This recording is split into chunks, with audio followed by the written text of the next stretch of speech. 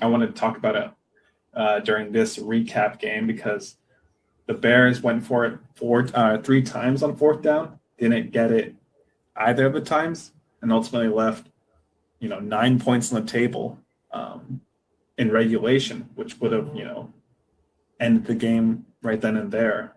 On their first opening drive, they went for it on like a 4th and 1 on the 21-yard line, threw an interception.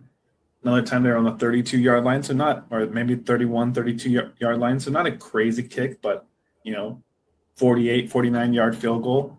Go for it again, get stuffed, and then at the goal line, which the last one I don't knock as hard because it was like the end of the game, and if you don't get it, the Rams are backed up. You need a touchdown anyway, so play the field position game, and they did, and Caleb's throw ended up helping them get to overtime. But what are your thoughts, Mike? Because I just feel like teams just look at their analytical play sheet, see 4th and 2, and they're like, the analytics say let's go, so let's go, and they don't get it, and they end up losing the game.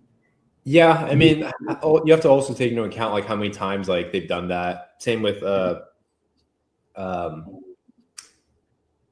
what's his name? The Lions head coach Dan in Detroit.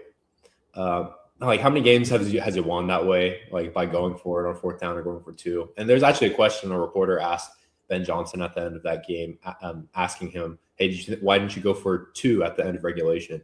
And he said, "Just because of like circumstances and home field advantage, we felt like we had a good chance in overtime, rather than just end the game right there."